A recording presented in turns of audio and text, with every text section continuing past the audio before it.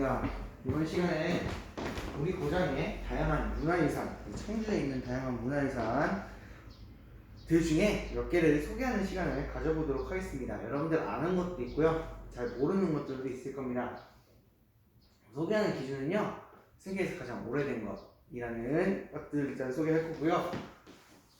그래서 또 그 중에서 가치가 있지만 잘 있어 보이지만 잘 알려지지 않은 것 역시 소개하도록 하겠습니다. 눈에 보이는 문화재, 첫 번째 직지신체유절. 이건 다 알 거예요. 직지신체유절이 왜 의미가 있냐면 금속 활자로 만들어진 책 중에 현재 남아있는 가장 오래된 거예요. 그래서 가치가 있습니다. 1377년에 만들어졌다고 나와 있는데요. 그러니까 이 직지신체유절은 책이에요. 이 직지신체유절이라는 책인데요. 책이 여러분들 지금은 우리 스마트폰이나 키보드 이런 걸로 타자를 치지만 과거에 책을 만들 때, 이런 책을 만들 때는 어떻게 만들었을까? 지금은 A4 용지에 뽑거나 종이에 뽑거나 인쇄를 하지만 과거에는 일일이 썼을 수도 있는데 썼으면 너무 불편하잖아요. 그러니까 과거에는 약간 키보드 여러분들 자판 보면 그 자판을 하나씩 다 뽑았다고 생각을 하는 거죠. 그 자판을 뽑아가지고 그거를 글자를 맞춰서 그러니까 그런 그걸 만들었어. 그런 형태의 글자들을 만든 다음에 일일이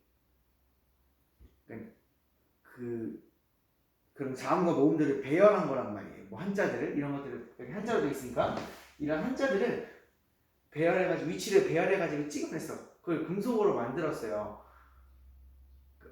근데 이제 문제는 뭐냐면 과거에는 금속이 아니라 나무를 만들었었는데, 나무로 만들었을 때 뭐가 문제냐면 나무는 변형이 쉽게 되고 했기 때문에 얘를 한번 금속으로 글자 배열을 다 나무는 파냈어야 돼요. 나무로는 일일이 글자 배치가 안 되고 파낸 다음에 한번 뭐 이런 걸 바르고 글자를 딱 찍어냈을 때 제대로 인쇄가 안 됐다. 그럼 어떻게 해야 돼요? 그러면 다시 해야 되잖아요. 근데 또 하나 또 문제는 일일이 글자를 파내야 되니까 똑같은 글자, 다음 장에도 똑같은 글자 막 쓰고 배열하고 싶은데 그럼 이거 일일이 다 파내야 되잖아요. 시간이 너무 오래 걸리는 거란 말이야. 근데 금속은 말했던 것처럼 떼어내가지고 붙이고 이게 가능했으니까 편하게, 책을 좀 편하게 인쇄할 수 있었다라는 그래서 세계에서도 굉장히 인정받는 이 금속 활자라는 기술인데요.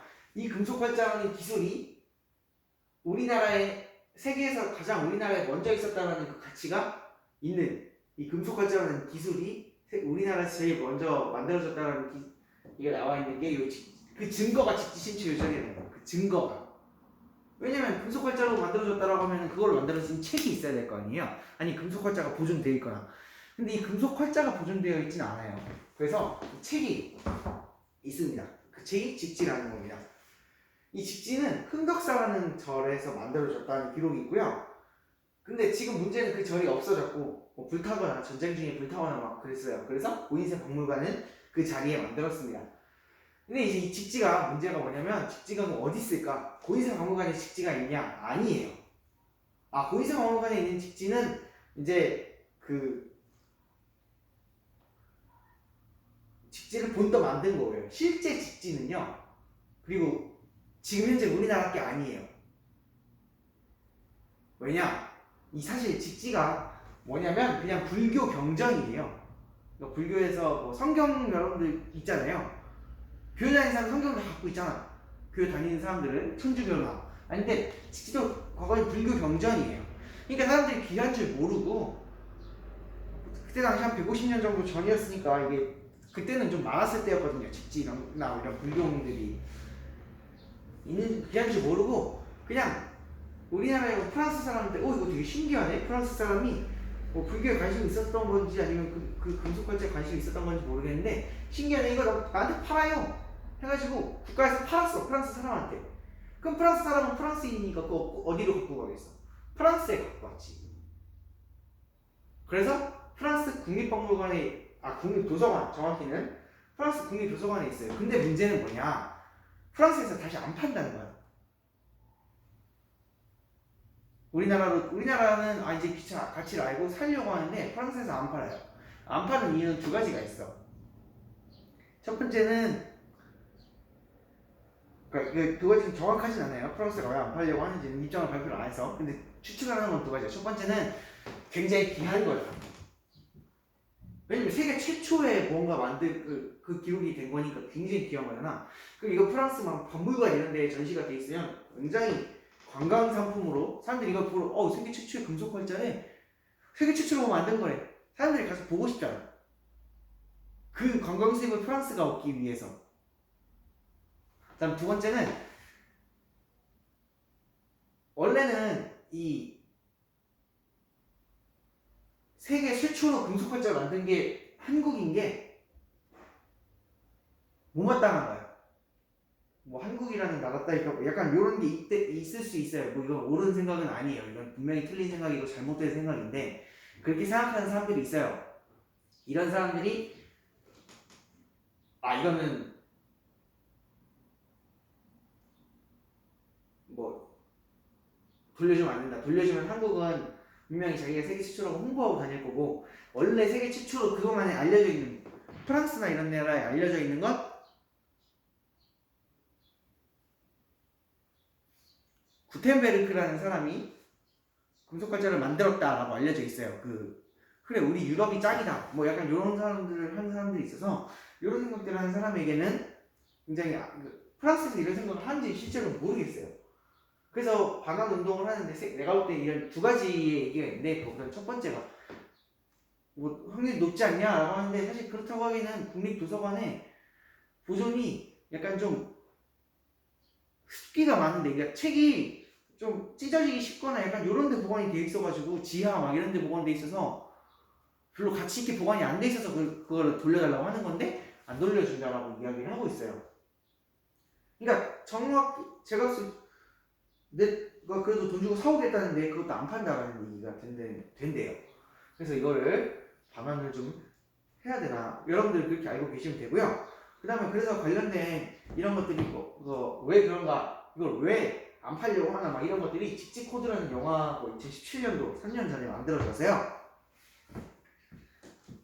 당연히 되는데 이거는 잘 안 유명한 관객 수 10,000명 정도 되는 코로나 시대 때 사람들이 보면 관객 수 10,000명 정도 보던데 그런 영화예요. 선생님 한번 봤었는데요. 나중에 영화관에서 본 건 아니고요. 나중에 봤었는데요. 결과적으로는 사실은 뭐 제목은 되게 흥미있게 끌었는데 결과적으로는 사실 이게 맞는 얘기긴 해요. 사람들은 가져야 될 게 직지가 우리나라에서는 물론 세계 최초로 만들어진 거다라고 홍보는 하지만 외국에서는 그런 것을 반대하는 사람들이 있다고 했잖아요. 근데 그거는 처음부터 누가 먼저 만들었든 그게 무슨 상관이냐 뭐 이렇게 생각해야 된다라는 의미가 있고요. 우리나라는 대신에 이게 확실한 우리나라의 기록이다 라는 거를 밝혀내고 그냥 우리나라로 가지고 와야 된다 뭐 이런 내용들의 영화 다뤄주기 직지 코드예요.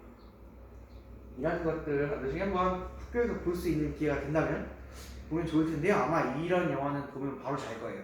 내용도 어렵고 그렇기 때문에. 일단 두 번째는 소로리 벽시라는데요. 벽시라는 건 뭐냐면 쌀이 나오는 벼의 씨앗이에요.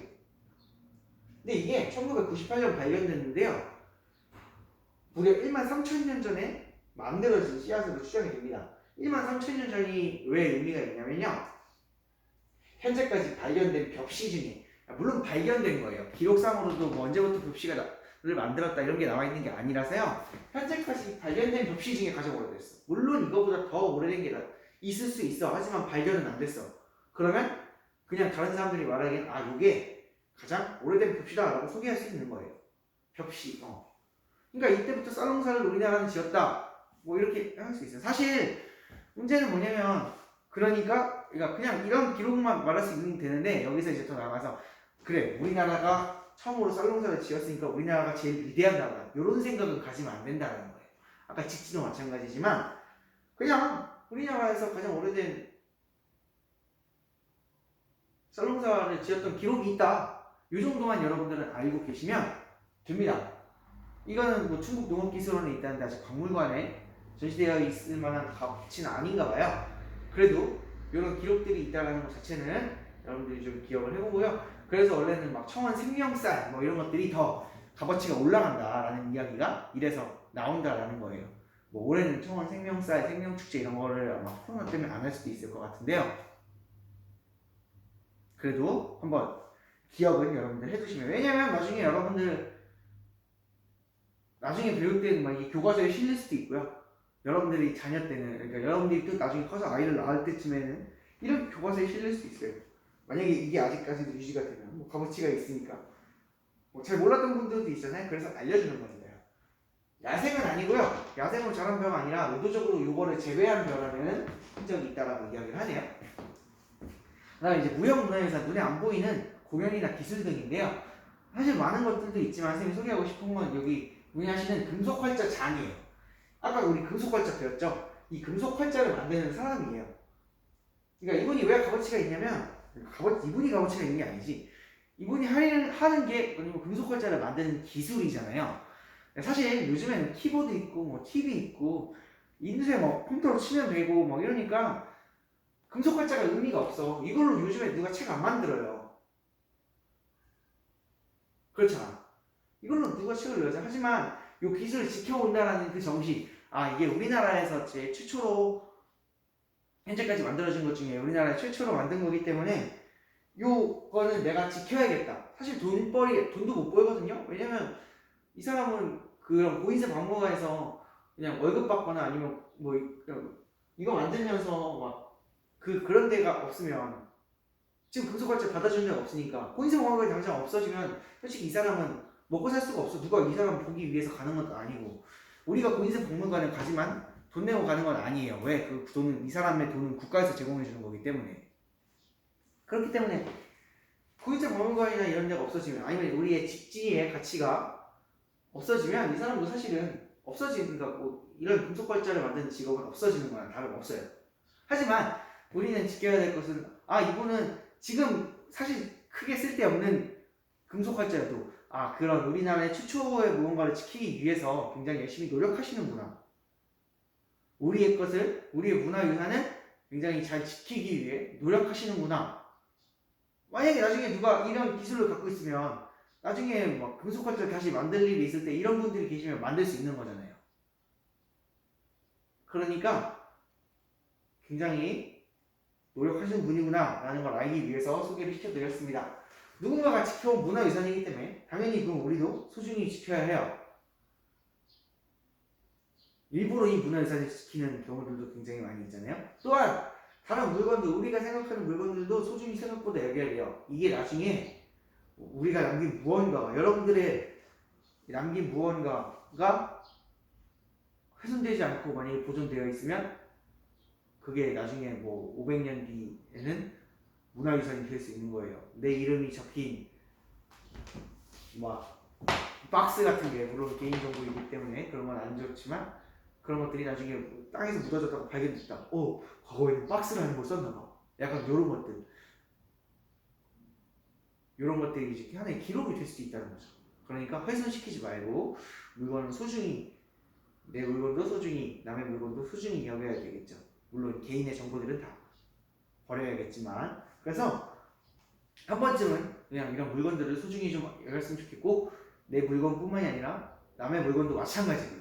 그것도 문화유산이 될 수 있으니까. 그리고 우리가 지켜야 할 문화유산, 뭐 기술, 공연들, 이런 것들을 여러분들 소중히 알고 지켜나가길 바라면서 이번 수업을 찍어봤습니다. 네, 이게 하나의 다 역사가 될 수 있는 거거든요. 그러면 이 수업은 이것으로 마치도록 하겠습니다.